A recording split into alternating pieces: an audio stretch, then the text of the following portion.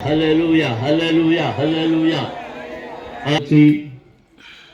వినడమే కాదు, స్వస్థపడమే కాదు, పరిశుద్ధాత్మతో నింపబడుటకును వరుసగా ఆ ప్రకారంగా ప్రార్థనలు చేయండి. పాస్వామి గారి తర్వాత ఆ సేవకురాళ్ళైనటువంటి రేచలమ్మ గారు, రామలక్ష్మమ్మ, ఆ తదుపరి ధర్మవరం నుండేమో మన పుష్పమ్మ, తిరిగిమెట్ నుండి మన ఏ సరస్వతి మీది సరస్వతి, మన శేషమ్మ, ఆ తర్వాత గొయ్యమ్మ, సువార్తరాజు,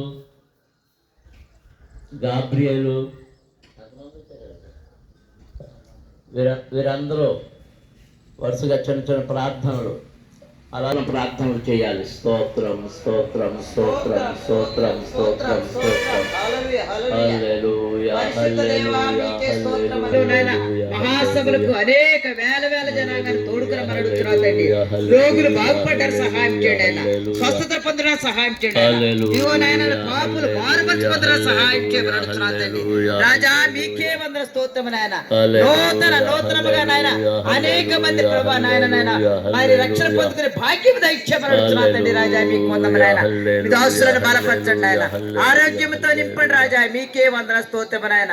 మాకు కావలసిన ఈవులను ప్రభా మీరు పరలోకము నాయన తెరచి నాయన మాకు అనుగ్రహించమని అడుగుతున్నారండి. నాయన నాయన శరీరాహారం కోసం నాయన ఎన్నో కావాలి నాయన, అవన్నీ మీరు అనుగ్రహించమని అడుగుతున్నారండి. నాయన స్పీకర్లతో మీరు ఉండండి ఆయన. మంచి మంచి వర్తమానం మాకు దయచేయండి ఆయన. వస్తున్న ప్రయాణికులతో మీరు ఉండమని అడుగుతున్నారండి. మా ప్రతి లోటు తీర్చండి ఆయన. సంఘమును దీవించండి, సర్వత్ర విశాలపరచండి రాజా. మీకే వందనాలు తండ్రి. స్తోత్రం స్తోత్రం నాయన. ఇప్పుడు నాయన ప్రార్థన ప్రార్థన మీ పాద సన్నిధికి చేరిన ఆయన మహాసభ గంభీరముగా ఆశ్చర్యముగా అద్భుతముగా తన సహాయం చేయమని యేసు నామమున అడుగుతున్నాను తండ్రి. ఆమేన్. స్తోత్రం.